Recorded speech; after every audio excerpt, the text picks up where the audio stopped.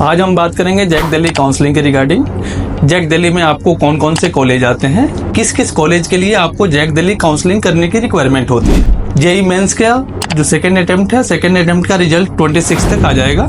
26 तक आने के बाद आप जैक दिल्ली काउंसलिंग के लिए क्या क्या प्रोसेस करना पड़ता है, आपको इस वीडियो में पूरी जानकारी दी जाएगी। जैक दिल्ली एक पोर्टल है जिसके थ्रू काउंसलिंग प्रोसेस की जाती है। एज लाइक जोसा, जेई के एग्जाम देने के बाद जोसा के काउंसलिंग जैसे करते हैं, वैसे जेई का एग्जाम देने के बाद आपको जैक दिल्ली का काउंसलिंग करना होता है। जैक दिल्ली काउंसलिंग के थ्रू आपको दिल्ली के 5 कॉलेज में एडमिशन मिल सकता है, जो कि काफी अच्छे कॉलेज हैं। आपने नाम सुना होगा, DTU NSUT का नाम सुना होगा आपने। इस तरह से 5 गवर्नमेंट कॉलेज आते हैं, मैं आपको बता दूं। एक नंबर पे आता है आपका NSUT का नाम सुना होगा आपने, Netaji Subhash university of technology.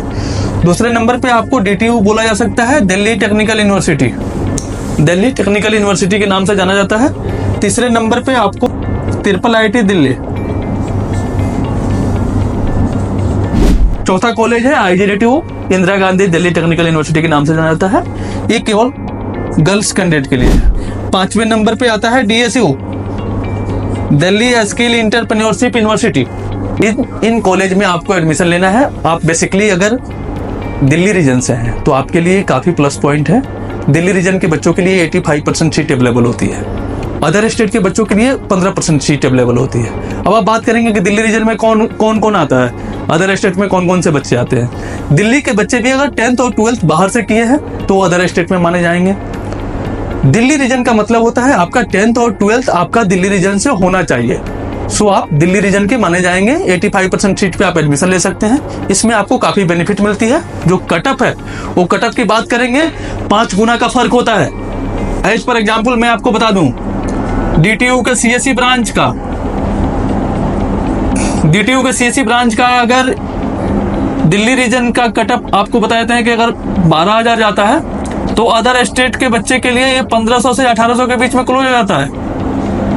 इतना का डिफरेंट होता है अदर स्टेट और दिल्ली रीजन में। तो आप समझिए कि दिल्ली के बच्चों के लिए कितना महत्वपूर्ण है जैक दिल्ली काउंसलिंग करना। अगर आपका रैंक 5 लाख भी आता है तो आप जैक दिल्ली का काउंसलिंग कीजिए, क्योंकि आप दिल्ली रीजन से हैं तो आपको बेनिफिट मिल सकता है। जो भी सीटें वैकेंट आएगी दिल्ली रीजन की सीटें दिल्ली के बच्चों को दी जाती है, अदर स्टेट के सीटें अदर स्टेट के बच्चों को दी जाती है। अगर आप दिल्ली के स्टूडेंट हैं, दिल्ली से आपने 10th और 12th पास आउट किया हुआ है, तो आप जैक दिल्ली का काउंसलिंग कर सकते हैं। इसके लिए क्राइटेरिया क्या है?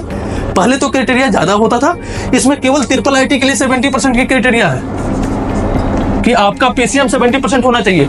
अदरवाइज आपको इन चारों कॉलेजों के लिए अगर आपका 60% भी PCM होता है तो आप काउंसलिंग में भाग ले सकते हैं। आपका जेई मेंस के रैंक से कोई मतलब नहीं करता है कि आपने कटअप क्वालिफाई किया नहीं किया, उससे कोई मतलब नहीं है।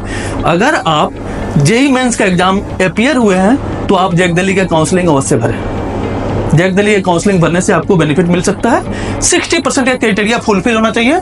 PCM में केवल और केवल 60% मार्क्स आपका होना चाहिए। ये आपको क्लियर समझ में आ गया होगा जैक दिल्ली काउंसलिंग के लिए कैसे कैसे प्रोसेस करना है। जैक दिल्ली में पहले जेई का एग्जाम आपने दिया, एग्जाम के बाद रिजल्ट आता है। रिजल्ट के बाद आपको इस पोर्टल पे जाकर के रजिस्ट्रेशन करना होता है। रजिस्ट्रेशन के बाद आपको काउंसलिंग का ऑल प्रोसेस बताया जाएगा।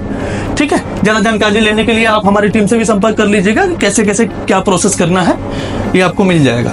ठीक है, या नेक्स्ट वीडियो में भी आपको जैक दिल्ली की इन्फॉर्मेशन आपको दे दी जाएगी। दूसरी बात, मैं आपको ब्रांच के बारे में कुछ बोलना चाह रहा था। ब्रांच क्या होता है ना कि आप लोग सभी बच्चे क्या है CS रिलेटेड ब्रांच के पीछे भाग रहे हैं। ऐसा नहीं है।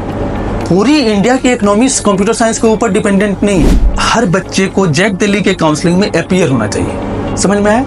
अब आप बोलेंगे कि अपीयर कैसे हूँ? 10,000 रैंक के अंदर सारी सीटें क्लोज हो जाती है। कंप्यूटर साइंस रिलेटेड जितने भी ब्रांच हैं, इलेक्ट्रॉनिक्स एंड कम्युनिकेशन भी अगर आप चूज कर रहे हैं तो 25,000 के अंदर सारी सीटें क्लोज हो जा रही है। तो हमें क्या बेनिफिट होगा? देखिए, मैं आपको बताता हूँ ब्रांच के रिगार्डिंग आप लोग ज्यादा नहीं भागे।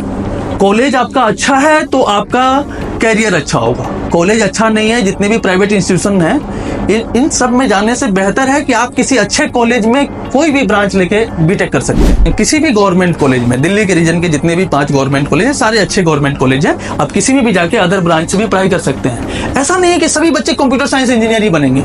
फिर इंडिया के इकोनॉमी या वर्ल्ड के इकोनॉमी की आप बात करें, एक बार आप जाकर के स्टडी कीजिए, पूरी इकोनॉमी कंप्यूटर साइंस पे नहीं टिकी हुई है। सभी बच्चे मैकेनिकल वालों को नौकरी नहीं मिलती है क्या? एज फॉर एग्जांपल आप देख लो, किसी बच्चे का एडवांस में अगर मान लो 5,000 रैंक आ गया, ठीक है, 5,000 रैंक आ गया IIT एडवांस में बच्चा, 5000 रैंक लाने के बाद बच्चे को मैकेनिकल ब्रांच मिल रहा है, वो आईआईटी में पढ़ने नहीं जाता है क्या?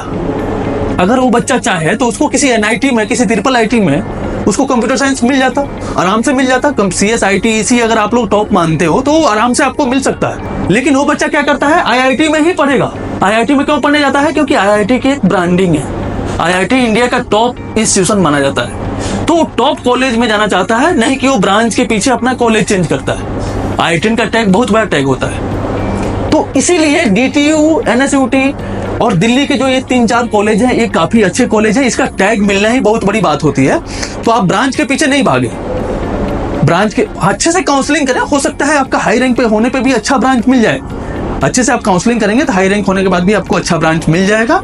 तो आप इतना कोशिश करें कि ब्रांच के पीछे नहीं, कॉलेज के पीछे भागें। प्राइवेट कॉलेज में पढ़ने से आपको कोई बेनिफिट नहीं होने वाला है। प्राइवेट कॉलेज में आप बीटेक कीजिए या कहीं से ग्रेजुएशन कीजिए, दोनों इक्वल पोजीशन पे होता है। 25 को रिजल्ट आप लोगों का आ जाता है, तो उसके बाद आप जैक दिल्ली पोर्टल को जरूर विजिट कीजिएगा। इसकी रजिस्ट्रेशन कब से स्टार्ट हो रही है, क्या प्रोसेस हो रहा है, जैक दिल्ली काउंसलिंग में जरूर अपीयर होइएगा। ये आप लोगों के लिए, आपके करियर के लिए काफी बेहतर ऑप्शन है।